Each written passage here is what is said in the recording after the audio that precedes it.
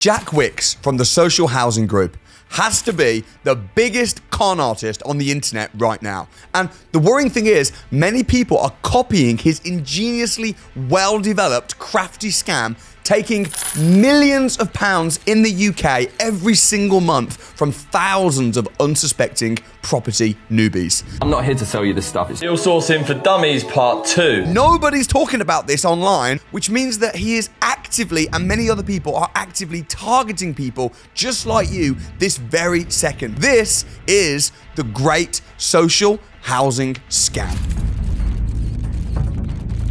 I'm not just going to expose Jack Wicks' social housing scam, but the whole industry of scammers that are using this scheme. I want to educate you to spot similar scams so that you can differentiate between legitimate investment opportunities and these dirty, rotten, crafty Ponzi schemes. We're going to be going through contracts. I'm going to be showing you how to read them, what to check for, what questions to ask before investing your money into anything. So, let's start from the beginning. Social housing. What is social housing? Well, the government has got billions and billions of pounds in funding to house vulnerable people that haven't got any accommodation. You can rent direct to the council and list your property as emergency accommodation, or you can rent to an independent housing association and receive long leases with guaranteed rent. I do this myself with many of my properties. I receive great returns with housing associations who rent my properties and then use them as homeless shelters, safe houses for women fleeing domestic abuse, and many other vulnerable people groups. It's a great way to get good rent. In some cases, extremely good rent, whilst also helping a particular cause that you may feel passionate about and tapping in to the council's budgets. So what is rent to social housing? Rent to social housing, rent to rent, is when you rent a property from a landlord on a commercial lease for, say, £1,000 per month, but then sublet the property out at a higher amount for, say, £1,500 a month. You then make £500 per month for a fixed period of the lease without doing very much, just from being the middleman. This is completely legitimate if done properly with the correct contracts. It can be quite lucrative if you've got the right connections and properly understand the processes of rent to rent. So what's Jack Wicks doing? Jack is telling people that he has loads of successful rent to rent social housing properties, and he's making a killing. He's showing his dream life on social media. The latest update of me building a £100 million property business while in Spain. Jet setting the world whilst housing 1 million vulnerable people using the rent-to-rent business model. Of course, people will then message him and say, hey, can you help me do the same? And he will say, don't try and do this yourself. Instead, partner with people that are already doing it, aka him. The cool thing about partnering is that you're in it together. And that way you can tap into his connections and his infrastructure. Okay, fair enough. I mean, I personally would always recommend learning yourself first before partnering with others. But so far, it sounds good, it sounds fair, it sounds legitimate. A small red flag, though, is that he's specifically targeting newbie investors. With rent to rent, there's a lot of new starters. That would be fine if he was teaching them about how to get started in property, but he's not. He's targeting newbie investors and then persuading them to invest in his lucrative social housing deals. Bulletproof is going to get in terms of the guarantee of your money. And then involving them in his scheme with the lure of commissions, but more about that later. Why would you want a newbie investor to invest and not an educated, active investor? And the answer is because a newbie investor is easier to fool when it comes to selling your deals. They don't know what questions to ask. They don't know how to do their own due diligence. Jack even poo-poos property educators like myself. People who say that they don't have money often end up spending thousands on property courses to learn how to invest with no money. It doesn't make sense. He doesn't want you to be educated because he knows that no educated person would invest in his fake Ponzi scam. So far, we've already got 2 red flags. 1, poo-pooing getting property education, and 2, targeting newbie investors to buy your deals. This alone does not mean that you're a fraud, but in my book, alarm bells are ringing. So what exactly is he offering to his investors? Well, luckily, I've spoken to dozens of Jack Wicks social housing investors, and they've sent me the contracts that they've had with him. So let's go through the contracts and see exactly what Jack is selling his investors. So far, it says right at the top, loan agreement. Okay, fine, so it's a loan. You're not partnering with him. This is a straight up loan. And this one's for £100,000, which is extremely high loan for a rent-to-rent. Jack would argue that's because he's taking on so many rent-to-rents all at once and needs money for furniture and fittings, but I would never recommend investing that kind of money into rent-to-rent at all, especially not somebody else's rent-to-rent, and especially not if you're a newbie. This contract's for £100,000. I've seen contracts for 50 grand, 30 grand, 80 grand, 100 grand, 150 grand, even 200 grand. This is not just £3,000 here and there. These are huge amounts of money we're talking, and you should never invest more than you can't afford to lose. And I've spoken to some of Jack's investors who've invested every single penny they have and more into his rent-to-rent deals. Many have refinanced their own homes with Jack's full assurance that everything was kosher and legit, quote, using his exact words. Next, there's a fixed amount here. So on this contract, this is for 35% per year. Now, that is a very, very high fixed return on investment. Some of the other contracts I've seen are different. Some are 20, some are 30. This one's 35 per year. In my opinion, this is another big red flag because these are such high guaranteed returns per annum. I mean, I do rent to rent very successfully myself, but I don't need to raise funds for furniture and fittings because when I've got a deal, part of my cash flow is put aside towards funding future deals. I would never offer investors 35% fixed returns over a 3-year fixed period because it just wouldn't make sense. So we've got here, let's go through some of these contracts. So it says here, payment will commence after 90 days of the loan. So what does that mean? That means that when you invest your money with Jack for the first 3 months, you're not getting anything. Now that's fine, it's in the contract. I guess it gives him more time to raise more funds before he's got to start paying you any interest, I guess. Next, this is really important, clause 6. Well, you've got to read the contract. It says this, it says, if the borrower defaults in the performance of any obligation under the agreement, then the lender may declare the principal loan amount owing and interest due under this agreement at that time to be immediately due and payable together with the default interest. So what that basically means is that if Jack fails to pay you your money, he has to immediately pay you your money. Sounds great, right? But what if he doesn't do that?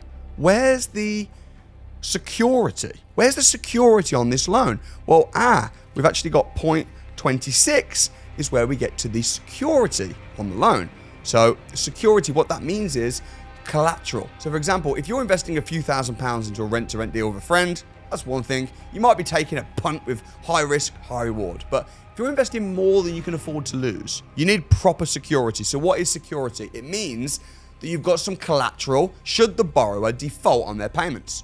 Like I loan out money all the time into my students' property deals, but I've got security on the property itself. So if they don't pay me back, I can legally take the property. For a rent-to-rent, this doesn't really work because the property is owned by somebody else, you just have control. So security, you might look at maybe a personal guarantor. You might have a charge on a property that the borrower owns elsewhere. Do be a bit careful though with charlatans saying, I'll be a personal guarantor, because sometimes they don't actually have any wealth. And if someone's saying, oh, I'll put my name down as a personal guarantor, it's very fair and legitimate to then say, well, can I have proof of what you own? Because if they don't own anything and they're broke and they say, oh, I'll be the security. Yeah, but you're broke. So security is one of the most important things to look for when loaning money out when it's a lot of money. As I say, if it's a few thousand font, when 100 grand, very important. So let's look at what the security is on Jack Wicks's social housing contracts. Point 26 of the contract, quote, any breach of this agreement by the borrower will entitle the lender at its sole discretion to enforce the borrower to assign the rent-to-rent contract to the lender to see out the remainder of the term with the social housing provider and terminate this agreement with the borrower. So the security is the rent-to-rent, which is owned by somebody else. Now bear in mind, there's nothing registered at land registry or on the title deeds. This is just a contract between you and Jack Wicks from his company. Now what's interesting is What's the most important clause in a contract? Well, the most important part is the part that's missing. And what's missing in this contract?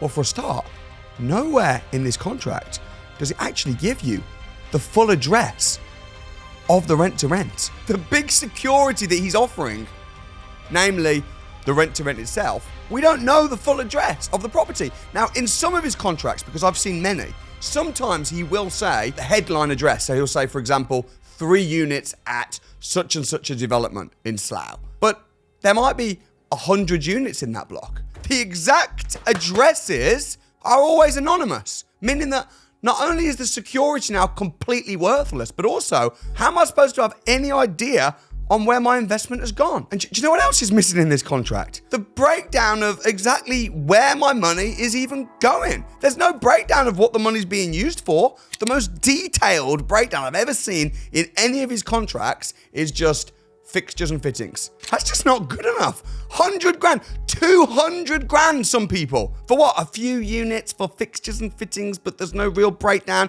There's no address, no real security at all. This is big red flags. Big red flags. Now, when I've spoken to some of these investors, I've told them, ask Jack for the addresses. And you know what his response has been? His response is, unfortunately, we can't reveal this as it's sensitive information. I'm sorry, it's not sensitive information if it's your security. But it gets even worse. It gets even worse. The social housing provider that he's renting these properties to, who are they? There's no contract between Jack and these housing providers anywhere that anybody's ever seen. So he's taking huge sums of money from investors to finance rent-to-rents that the addresses have not even been disclosed, with housing providers who can't be revealed either, with leases that have never been seen. This is beginning to sound like maybe Jack is taking investors' money and spending it on other stuff like his lifestyle. Is he even doing property? Is the money that he's borrowing even going towards social housing deals? My opinion is no. And this is where it gets very dark. Around January this year, 2025, Jack's investors stopped receiving their monthly payments. Now, Jack said it's because one of his social housing providers had their bank frozen and it was just going to be temporary, but soon payments would start up again. They haven't started up again. This is where investors started panicking and reaching out to me and asked me to look into it. And I told them that, to me, it looked like a Ponzi scheme. Many investors actually even tried to defend Jack, saying, but he seems like such a nice guy.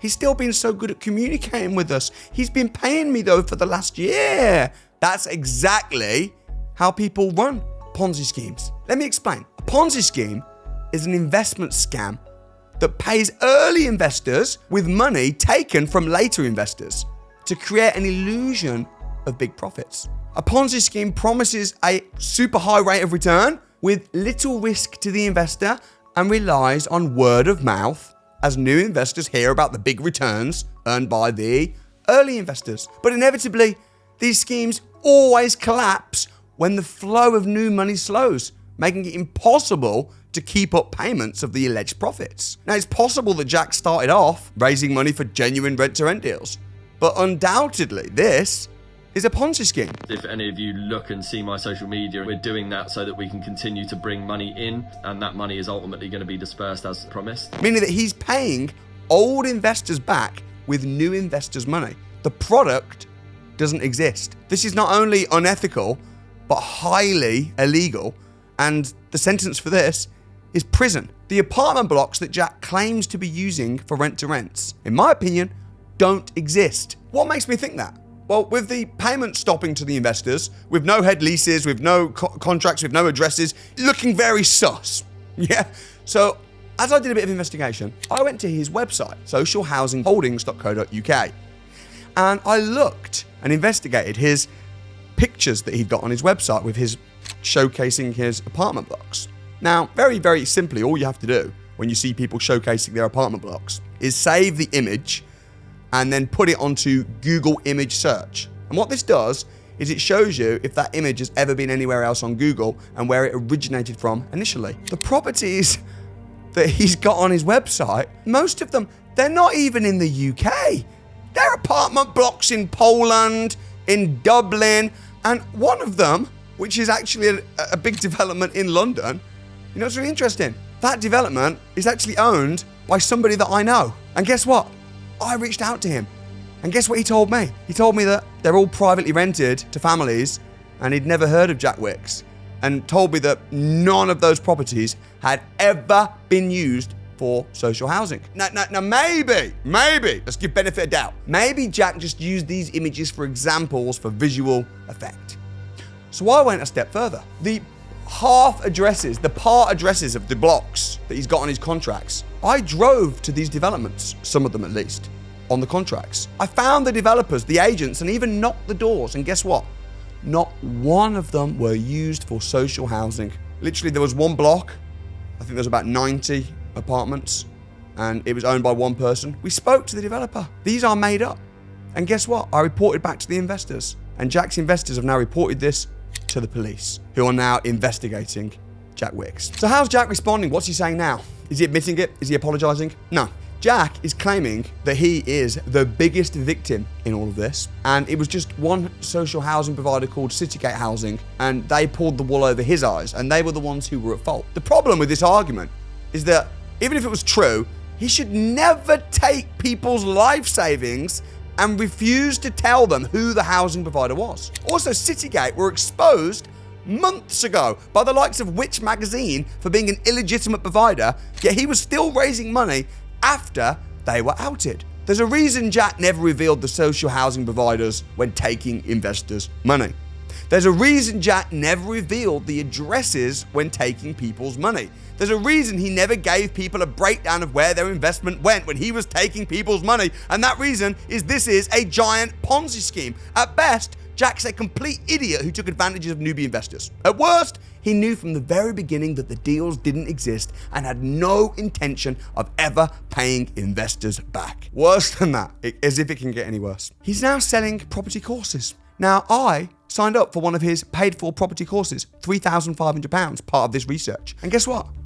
His property courses, teaching financial freedom, he doesn't teach about how to invest in property. What he's teaching is all focused on how to sell his so-called deals. It's all about the funnel. How to speak to newbie investors. The most important way to handle investors' objections for lack of information. No site visits, no property addresses, no providers' names, no contracts. He actually teaches people how to pull the wool over other people's eyes when selling his skin. It's a disgrace. When I reached out to Jack, he admitted to me that he'd taken millions and millions of pounds from investors for these deals.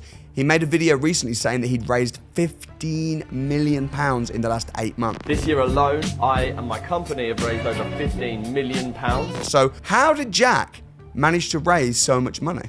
Because he built trust by paying the monthly payment to begin with and then asking for more and more money. He would then teach his investors on how to sell the so-called deals to anyone that would listen, friends, family, anyone, in return for a £1,000 commission. There's even lessons on his course on how to invoice for that commission. What a scheme, getting people to sell non-existent deals to investors who would then learn to sell the non-existent deals to more investors. There were even some people in my community that were upset that I wouldn't allow them to promote these social housing scheme deals. I just knew in my gut that it wasn't right. I hadn't even seen the contracts. And when I asked to see more information last year about the scheme, they wouldn't give it to me and they left and joined other communities where they could freely scam people with no redress. Jack Wicks was recruiting people aggressively and being promoted on other property influencers channels, like the Fontaine brothers. I wonder if these influencers were maybe getting kickbacks. So what's Jack Wicks doing now? Well, sadly, he's still raising money from investors. His latest scheme is a similar setup, where he's offering fixed returns for people that give him money for litigation bonds. He's luring people in and working with a guy called Matt Haycox from Fenfurch Legal. Sounds very legitimate. To close the deal, offering insurance-backed security. What does that even mean, insurance-backed security? Well, when I read through the contracts and looked at it, it's about as much security as the fake rent-to-rent units with anonymous addresses. Matt Haycox has been investigated before banned as a director for 12 years with articles printed about his links to previous Ponzi schemes at Huddle that's seen millions lost and gone into administration. They tell you don't Google these things, it's not important. They literally tell investors when recruiting new investors not to mention the name of the litigation bond company. Don't mention Fenchurch by name at that point. Don't, tell them what the house is and tell them what the return is. That's an FCA issue. Yeah, we've covered that off with the guys. Don't mention Fenchurch because it will just overcomplicate things and it will get them into hot water with FCA. What? Matt Haycox actually said that. Now, here's the worst bit. When investors are asking Jack, what's going on with my money, man? I gave you 100 grand, I gave you 200 grand, and they're ringing him up stressed. He's telling them the best way to get their money back is by investing more money, but now into these litigation bonds to help recoup the money. He's also offering to pay them £1,000 commission kickback to anyone that recruits their friends and family.